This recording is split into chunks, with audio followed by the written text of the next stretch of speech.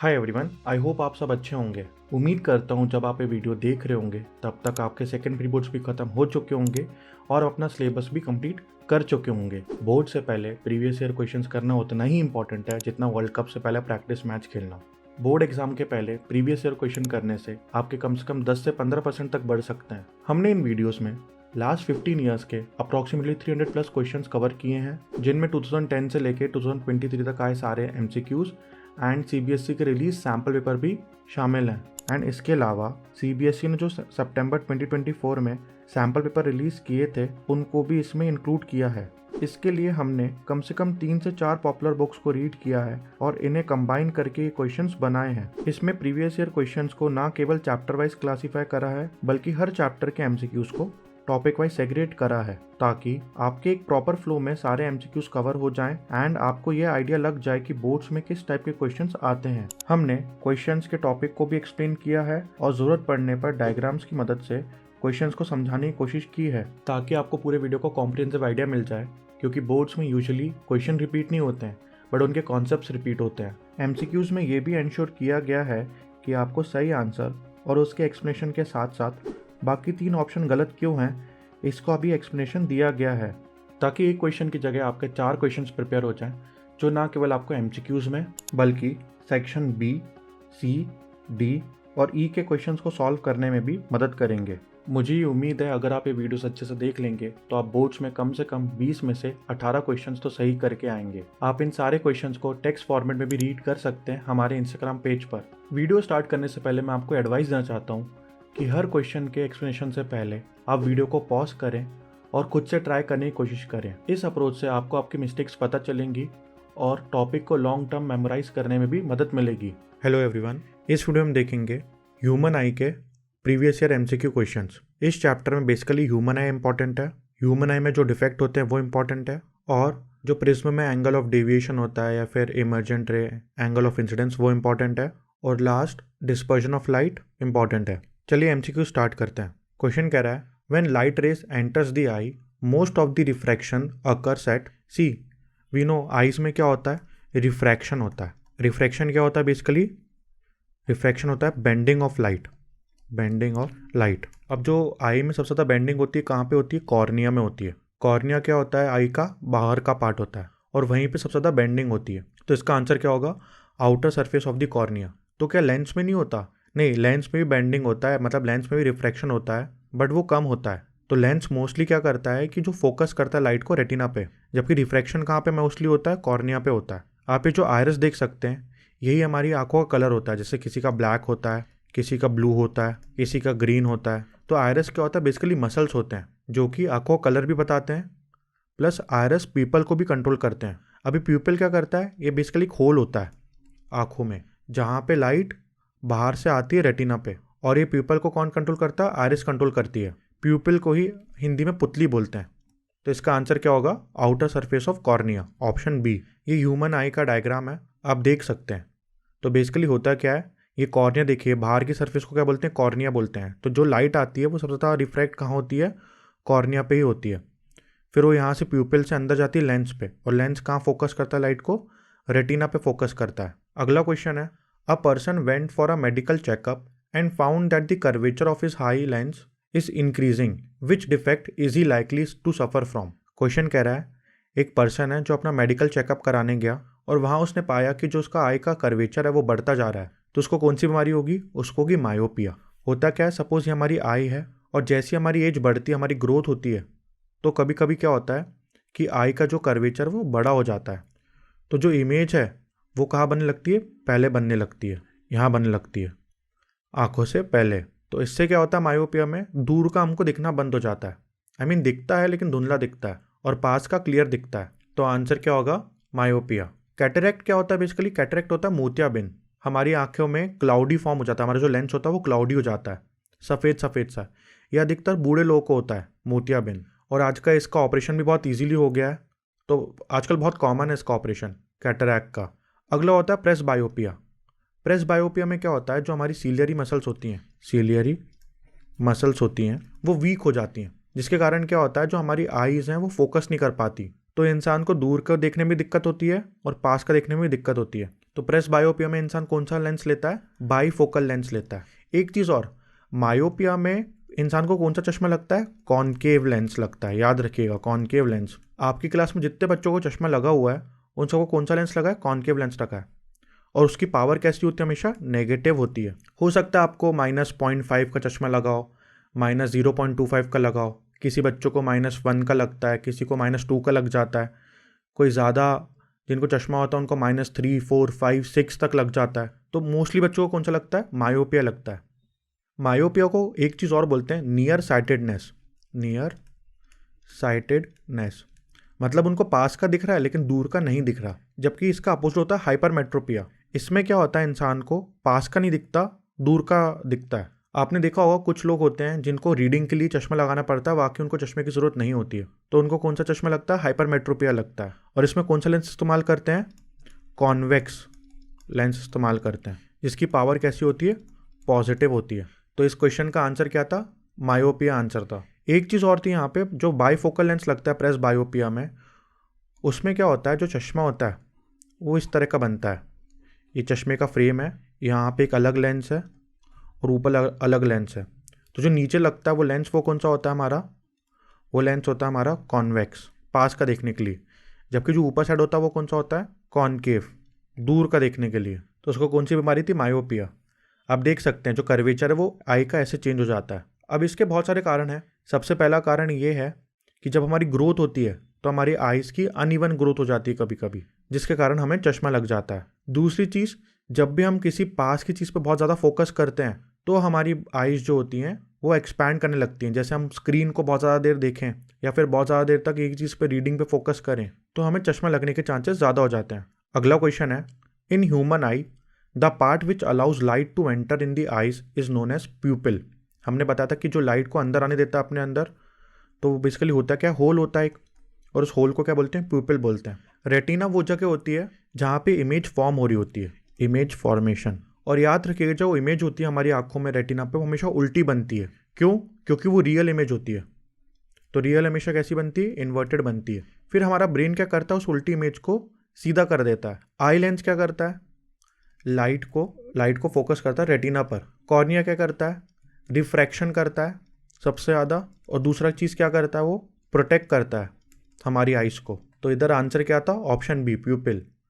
अगला question, a student sitting on the last bench can read the letters written on the black board but is not able to read the letters written in his book, which of the following statement is correct. अब देखो basically यहाँ पे हो क्या रहा है, जो student है वो फार का, दूर का तो देख पा रहा है लेकिन नियर ऑब्जेक्ट्स को नहीं देख पा रहा। दैट मीन्स उसको क्या है? हाइपरमेट्रोपिया, या फिर उसको क्या बोलते हैं हम? फार साइटेडनेस। तो यहाँ पे होता क्या है, बेसिकली जो आँख होती है हमारी, उसमें क्या होता है कि जो इमेज होती है वो रेटिना के पीछे बनना स्टार्ट हो जाती है। सपोज ये मान लीजिए ऑब्जेक्ट है, यहाँ से लाइट आई, ये लेंस पे लाइट गई, तो जो इमेज है वो पीछे बनती है यहाँ पे। तो इसके लिए हम क्या लेते हैं? कॉन्वेक्स लेंस लेते हैं, जो क्या करता है, जो रेज हैं उनको रेटिना पे फोकस करा देता है, कॉन्वेक्स लेंस। तो ऑप्शन ए क्या कह रहा है? The near point of his eyes has receded away, this is true. इसका मतलब ये है जो नियर पॉइंट पे ऑब्जेक्ट्स होते हैं उनकी जो इमेज है वो आइज के पीछे बन रही है, रिसीडेड मतलब पीछे, तो दिस इज ट्रू। तो इसका आंसर क्या होगा? ऑप्शन ए। अब देखिए ऑप्शन डी क्या था? The far point of his eyes. देखिए नियर पॉइंट उसके लिए होता है जो पास के ऑब्जेक्ट्स होते हैं, और जो फार पॉइंट उसके लिए जो दूर के ऑब्जेक्ट होते हैं। और हाइपरमेट्रोपिया में दूर के ऑब्जेक्ट्स तो सही दिखते हैं, पास के इशू होते हैं ना, इसलिए इसका आंसर क्या होगा? Option A. तो इसका आंसर क्या होगा? ए। आप देख सकते हैं कि नॉर्मल विजन कैसी होती है। फिर हाइपरमेट्रोपिया में क्या होता है कि इमेज जो होती है वो आइज के पीछे बनना स्टार्ट हो जाती है। तो हम कौन सा लेंस इस्तेमाल करते हैं? Convex lens. ये कौन सा लेंस है? बेसिकली कॉन्वेक्स लेंस है। तो इमेज जो है वो करेक्ट पोजीशन पे बनना स्टार्ट हो जाती है। चलिए अगला क्वेश्चन देखते हैं। अगला क्वेश्चन कह रहा है, which of the following statements is correct? Option A, a person with myopia can see a distant object, this is false. जो मायोपिया होता है उसमें इंसान दूर का नहीं देख पाता जबकि पास का देख पाता है। Option B, a person with hypermetropia can see nearby object, ये भी गलत। जो हाइपरमेट्रोपिया होता है उसमें इंसान दूर का देख पाता है लेकिन पास का नहीं देख पाता। ऑप्शन सी क्या कह रहा है? अ person with myopia can see nearby object, this is true. जो मायोपिया होता है उसमें नियर के ऑब्जेक्ट दिखते हैं। ऑप्शन डी क्या कह रहा है? अ person with hypermetropia can not see distant object. नहीं, डिस्टेंट तो देख पाता ना, डिस्टेंट मतलब फार होता है, इसको डिस्टेंट भी बोलते हैं, तो ये तो गलत है। तो आंसर क्या होगा? Option C. और ये देखिए, ये 2017 में, 15 में, 14 में, 11 में सेम क्वेश्चन पूछा गया। लेकिन याद रखें, अब सेम क्वेश्चंस नहीं आते हैं। अब या तो वैल्यूज़ बदल देते हैं, या फिर पहले बार में ऑप्शन ए पूछा गया तो अब ऑप्शन बी के बारे में पूछ लेते हैं। तो प्लीज़ आप एमसीक्यू रटे नहीं, आप एक एक एमसीक्यू को समझें और ये जाने कि ऑप्शन ए क्यों गलत है, ऑप्शन बी क्यों गलत है, ऑप्शन सी क्यों गलत है, या ऑप्शन डी क्यों सही है, अगर डी सही आंसर है तो। अगला question, a person gets out in the sunlight from dark room, how does his pupil regulate and controls the light entering the eye. बोला गया है एक पर्सन है जो डार्क रूम से सनलाइट में आया, तो जो उसकी प्यूपिल है, मतलब जो पुतली आंखों की, वो कैसे रेगुलेट होंगी। तो देखिए, अभी कोई व्यक्ति है, वो एक डार्क रूम में है, सपोज उसकी आंखें ये, तो उसको लाइट बहुत कम मिल रही डार्क रूम में, तो उसकी जो प्यूपिल है वो बड़ी हो जाएगी। क्यों? क्योंकि वो ज़्यादा लाइट अंदर मांगेगी ना, तो डार्क रूम में उसकी जो प्यूपिल होगी वो साइज में ज़्यादा होगी। लेकिन जैसे ही वो रोशनी में आया, उसको बहुत सारी लाइट आना स्टार्ट हो जाएगी। अब इतनी ज़्यादा लाइट रेटिना के लिए नुकसानदायक है, तो प्यूपिल क्या हो जाएगी? छोटी हो जाएगी, ताकि कम लाइट अंदर पे घुसे। तो क्या होगा? Size of pupil will decrease so that less light will enter the eye. तो इसका आंसर क्या होगा? Option A. अगला क्वेश्चन है assertion, a person suffering from myopia can not see distant object clearly. This is true. जो myopia होता है उसमें इंसान, मायोपिया, इसमें जो इंसान है वो फार का नहीं देख सकता लेकिन नियर का देख सकता है। तो इसमें डिस्टेंट बोल रहा है कि वो नहीं देख पाता है, फार का मतलब डिस्टेंट भी होता है। Because a converging lens is used for correction for myopic eye as it form real as well as virtual image of the object placed in the front of it. See, myopia में हम कौन सा इस्तेमाल करते हैं? Concave lens इस्तेमाल करते हैं। और कॉन्केव लेंस कौन सा होता है? डाइवर्जिंग होता है, ना कि कन्वर्जिंग। तो जो रीज़न है वो फॉल्स है। तो आंसर क्या होगा?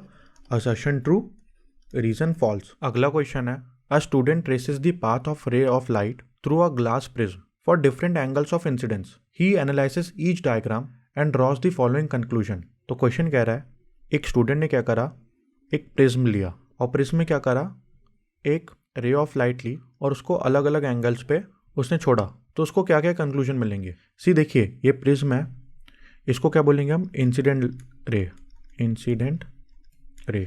अब जहाँ पे ये चीज़ हो रही है, टच कर रही है ग्लास को, वहाँ से हम क्या करेंगे? नॉर्मल बनाएंगे। अब देखिए, जो लाइट है वो रिफ्रैक्ट करेगी, बेंड करेगी, और जो लाइट कहाँ से जा रही है? रेयर मीडियम से डेंसर मीडियम पे जा रही है, तो वो टुवर्ड्स नॉर्मल बेंड करेगी। फिर वो यहाँ पे पहुँच गई, इस पॉइंट पे पहुँच गई। अब यहाँ पे भी एक नॉर्मल क्रिएट करेंगे। अब अगेन लाइट रिफ्रैक्ट करेगी, लेकिन इस बार डेंसर से रेयर जा रही है, तो अवे बेंड करेगी, तो वो ऐसी जाएगी। अब देखिए, नॉर्मल और इंसिडेंट रे के बीच में कौन सा एंगल होता है? एंगल आई, जिसको हम एंगल ऑफ इंसिडेंस भी बोलते हैं। नॉर्मल और रिफ्रैक्टेड रे के बीच में कौन सा होता है?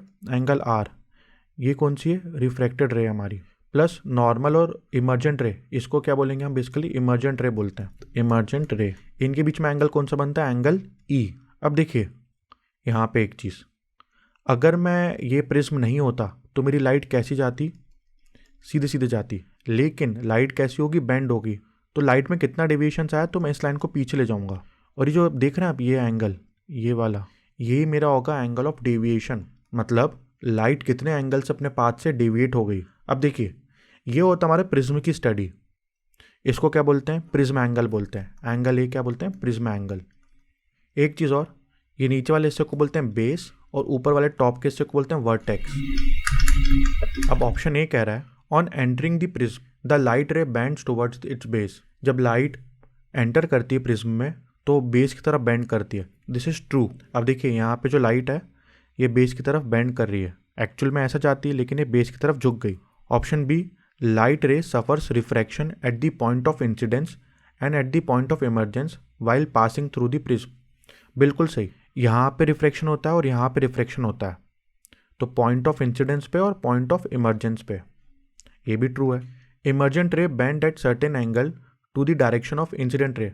बिल्कुल सही, कि जो इमरजेंट रे होती है वो इंसिडेंट रे से कुछ एंगल पे बेंड होती है, और जिस एंगल पे बेंड होती है उसको ही हम एंगल ऑफ डेविएशन कहते हैं। अगला, ये भी ट्रू है, क्योंकि while emerging from the prism the light रे bend towards the vertex of the prism. गलत, जब इमर्जेंट रे है वो भी बेस की तरफ ही बेंड कर रही होती है, तो वर्टेक्स की तरफ तो जा नहीं रही होती, तो ये फॉल्स होगा। तो आंसर क्या होगा? First, second and third, 1 2 3, option A. तो इसका आंसर क्या है? First, second, third. अब ध्यान से देखिए, ये आपको बनाने को आ सकता है, तो हमेशा याद रखिएगा ये होता है प्रिज्म एंगल, जनरली 60 लेते हैं।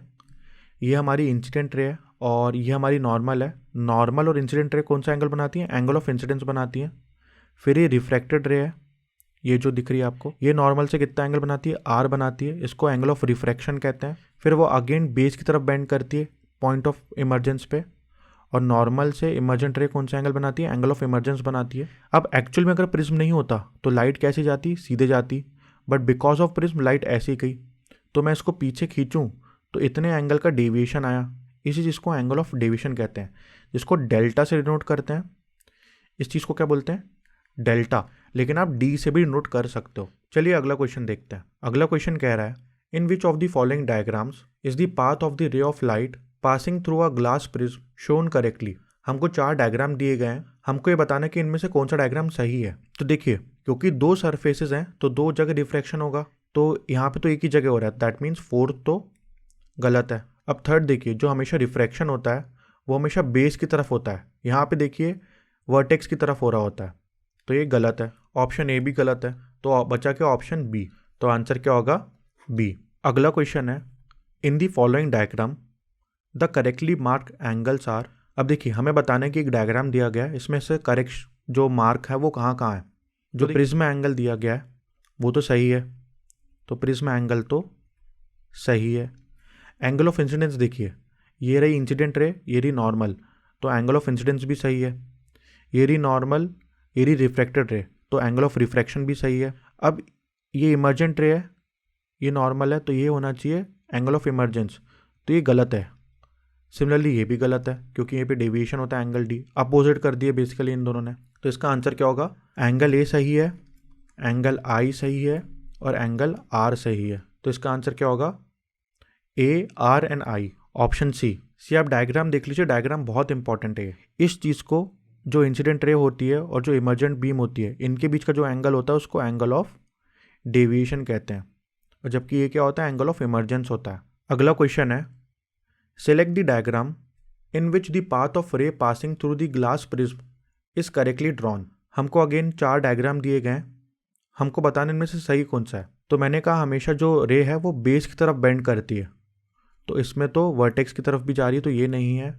यहाँ पे 2 तरफ है ही नहीं रिफ्रैक्शन, तो ये नहीं है। यहाँ पे भी नहीं है, तो इसका आंसर क्या है? Option A. तो आंसर क्या होगा इसका? ए। अगला क्वेश्चन है, in the following diagram the correctly marked angles are. हमको एक प्रिज्म दिया गया है, हमको बताना इनमें से करेक्ट कौन सा है। तो इंसिडेंट रे ये है और सरफेस ये है, तो एंगल ऑफ इंसिडेंस सही है? नहीं, एंगल ऑफ इंसिडेंस नॉर्मल और ये होता है, तो एंगल ऑफ इंसिडेंस ये होना चाहिए। एंगल ऑफ रिफ्रैक्शन देखिए, नॉर्मल ये है, रिफ्रैक्टेड रे है, तो एंगल ऑफ रिफ्रैक्शन भी गलत है। क्या एंगल ऑफ डेविएशन ये होता है? नहीं, ये नीचे तो होता ही नहीं है। और एंगल ऑफ इमर्जेंस देखिए, ये इमर्जेंट रे है और ये नॉर्मल है, तो एंगल ऑफ इमर्जेंस सही है। प्रिज्म एंगल सही है? सही है। तो इसका आंसर क्या होगा? Angle A and angle E, option A. अगला क्वेश्चन है, during the experiment to trace the path of the ray of light through glass prism student reported the following observation. Again glass prism का experiment करा गया है और students ने कुछ observation find करी गई हैं। पहला, the ray of light from air to glass at first refracting bends away from the normal after refraction, this is false. See, air क्या है? रेयर मीडियम है, जबकि ग्लास क्या है? डेंसर है। तो जब रेयर से डेंसर जाएगा तो टूवर्ड्स नॉर्मल बेंड करेगा, ना कि अवे। अगला, at the second refracting surface, जो कि पॉइंट ऑफ इमर्जेंस पे होगा, the light ray enters from air to glass. नहीं, सेकेंड में तो ग्लास से वापस एयर में जा रहा होता है, ग्लास टू एयर जा रहा होता है, तो this is also false. Third, light ray suffers 2 refraction on passing through a prism and in each refraction it bends towards the base of the prism. बिल्कुल सही, हमेशा 2 तरफ 2 रिफ्रैक्टिंग सरफेस होती हैं और हमेशा बेस की तरफ बेंड हो रहा होता है। चौथा, light ray suffers 2 refraction on passing through a prism, in first refraction it bends away from the normal while in second refraction it bends towards the normal, this is false। पहले वाले में कहाँ जाता है, टुवर्ड्स नॉर्मल जाता है, और दूसरे वाले में अवे फ्रॉम नॉर्मल जाता है, अपोजिट बोला गया। तो इसका आंसर क्या होगा, थर्ड ओनली।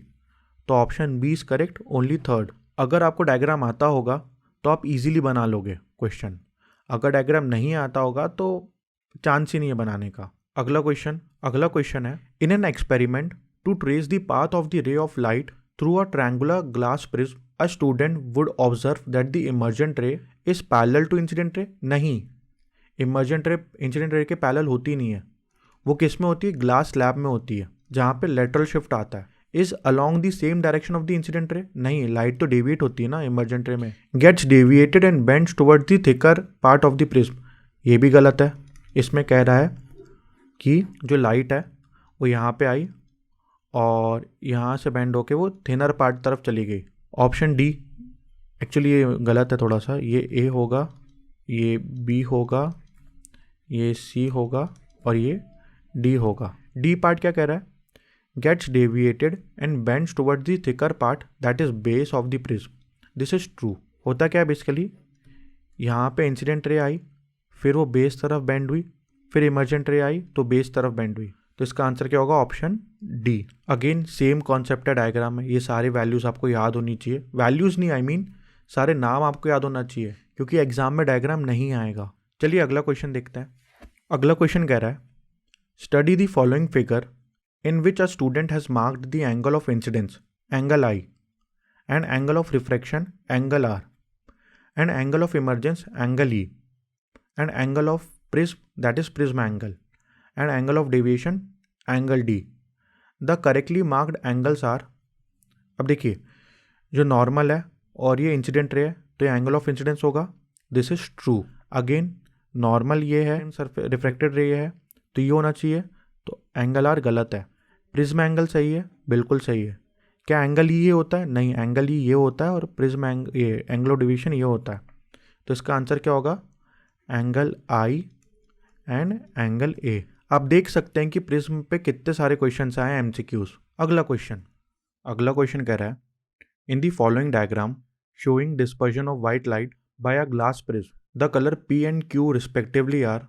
बेसिकली हमको एक ग्लास प्रिज्म दिया गया है जहाँ से व्हाइट लाइट आ रही है, और जब किसी प्रिज्म से वाइट लाइट जाती है तो डिस्पर्जन ऑफ लाइट होता है। तो डिस्पर्जन ऑफ लाइट क्या होता है, splitting of white light into 7 colours, इस चीज़ को बोलते हैं डिस्पर्जन ऑफ लाइट। और ये कलर कौन से होते हैं, VIBGYOR, violet, indigo, blue, green, yellow, orange, red. अब ऐसा होता क्यों है, जनरली जो वाइट कलर होता है वो 7 रंग से मिलकर बना होता है, और ये जो 7 कलर होते हैं ये सेम स्पीड से जाते हैं एयर में, तो ये वाइट लाइट बना लेते हैं। लेकिन जैसे ये किसी और मीडियम में जाते हैं तो इनकी वेलोसिटी उस मीडियम में चेंज हो जाती है। क्यों चेंज होती है, क्योंकि इन सारी लाइट्स की वेवलेंथ अलग अलग होती है। जैसे जो वॉलेट होती है उसकी जो वेवलेंथ होती है वो सबसे कम होती है, ऑलमोस्ट 4000 एमस्ट्रॉन्ग या फिर 400 नैनोमीटर, जबकि जो रेड होती है इसकी जो वेवलेंथ होती है वो सबसे ज़्यादा होती है, 7800 एमस्ट्रॉन्ग या फिर 780 नैनोमीटर।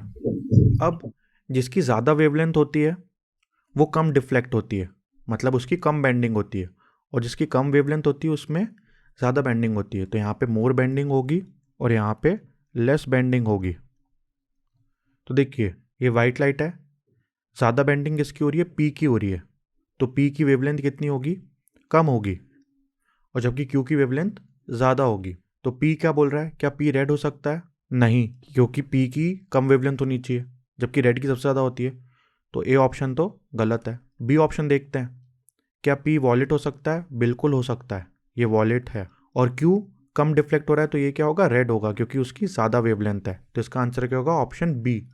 तो अभी हमने देखा, देखिए आप ये प्रिज्म दिख रहा है आपको, जैसी वाइट लाइट आती है तो डिस्पर्शन होता है, मतलब 7 लाइट्स में टूट जाती है, wallet, Indigo, blue, green, yellow, orange, red. ऐसा क्यों होता है, क्योंकि प्रिज्म के अंदर हर एक लाइट की अलग वेलोसिटी होती है, और ये क्यों होता है, क्योंकि हर की अलग अलग वेवलेंथ होती है, जबकि एयर में क्या होता है, सारे कलर्स की सेम वेलोसिटी होती है, इसी के कारण डिस्पर्शन होता है। चलिए अगला क्वेश्चन देखते हैं। अगला क्वेश्चन कह रहा है, assertion the angle through which a ray of light bends on passing through a prism is called angle of deviation. ये बिल्कुल सही है। बोला गया है कि जब एक प्रिज्म से लाइट पास करती है और वो जब वो इमर्ज करती है तो जो एंगल डिफरेंस आता है उसी को एंगल ऑफ डेविएशन कहते हैं, डेल्टा से या डी से डिनोट करते हैं। इसका रीजन दिया गया, the peculiar shape of the prism makes the emergent ray bend at an angle to the direction of incident ray. बिल्कुल इंपॉर्टेंट है ये भी बिल्कुल सही है कि प्रिज्म का शेप बहुत इंपॉर्टेंट रोल प्ले करता है लाइट की बेंड करवाने में। लेकिन क्या इसका कंप्लीट रीजन है? नहीं। क्यों? क्योंकि शेप तो इंपॉर्टेंट है, साथ में मटेरियल का क्या रिफ्रैक्टिव इंडेक्स है, कितने एंगल का प्रिज्म है, ये सब भी बहुत इंपॉर्टेंट होता है। तो A is true, R is true, but R is not the correct explanation. ये क्वेश्चन 2023 में आया था, मतलब ये इसी साल का क्वेश्चन है। चलिए अगला क्वेश्चन देखते हैं। अगला क्वेश्चन कह रहा है एट नून, नून मतलब दोपहर, the sun appears white as. अब देखिए, सपोज मानिए मेरा अर्थ है, अभी सन यहाँ पे है और मैं यहाँ पे हूँ। अब जो सन को है वो ज़्यादा डिस्टेंस ट्रैवल करनी पड़ रही है, तो जब ज़्यादा डिस्टेंस ट्रैवल करनी पड़ती है तो उसी बीच में क्या होता है, लाइट क्या होती है, स्कैटर कर जाती है। जब लाइट स्कैटर करती है तो जो लाइट कम स्कैटर करती है वो हमारी आंखों तक आती है, और सबसे कम जो लाइट स्कैटर करती है वो रेड लाइट होती है। इसलिए जब भी सनराइज या सनसेट होता है तो हमको जो सन है वो रेड दिखता है। लेकिन जब नून के समय सन हमारे बिल्कुल ऊपर होता है, यहाँ पे लाइट को सबसे कम डिस्टेंस ट्रेवल करनी पड़ती है, तो यहाँ पे लाइट जो है वो स्कैटर नहीं करती है।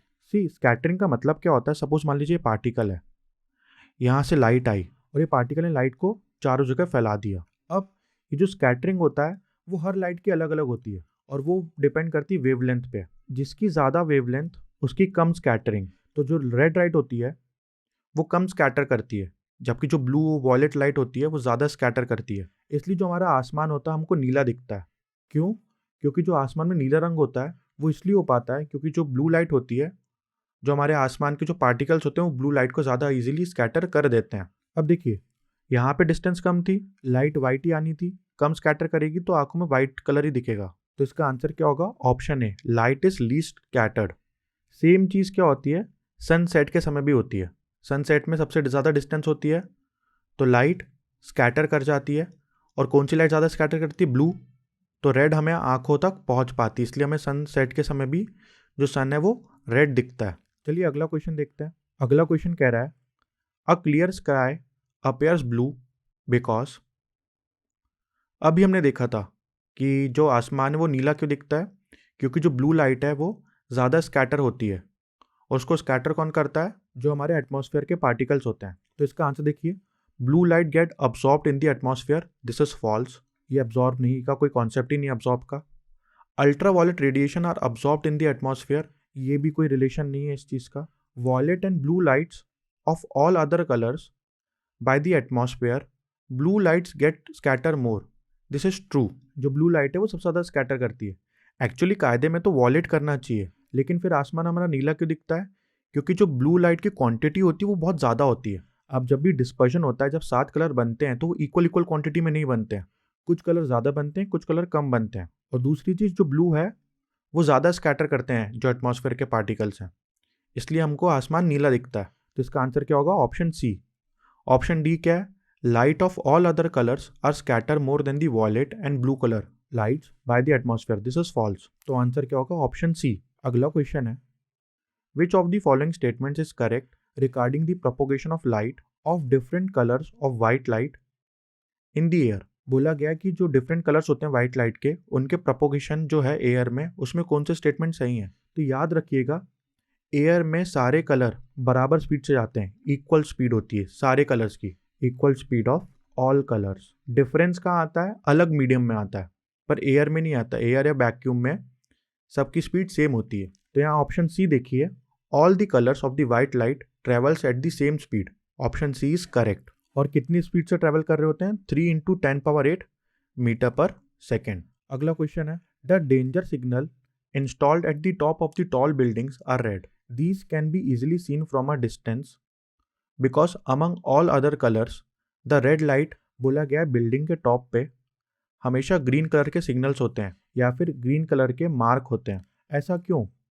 सी हमेशा याद रखिए, जो भी दूर की चीज़ें हैं, क्योंकि रेड लाइट क्या होती है, उसकी वेवलेंथ क्या होती है? ज़्यादा होती है। उसकी क्या होती है? वेवलेंथ ज़्यादा होती है। वेवलेंथ का साइन होता है लैम्डा। तो वेवलेंथ ज़्यादा तो वो स्कैटर कम करती है, स्कैटर कम करती है तो हमारी आंखों में डायरेक्ट आती है। तो इसका आंसर क्या होना चाहिए? Scattered least by the smog और फॉग। इसका आंसर बी होना चाहिए। जबकि जो ब्लू लाइट होती है वो सबसे ज़्यादा स्कैटर कर जाती है, इसलिए कभी भी जो डेंजर सिग्नल होते हैं, जो साइन होते हैं, वो कभी भी ब्लू रंग के नहीं होते, हमेशा किस रंग के होते हैं? रेड रंग के होते हैं।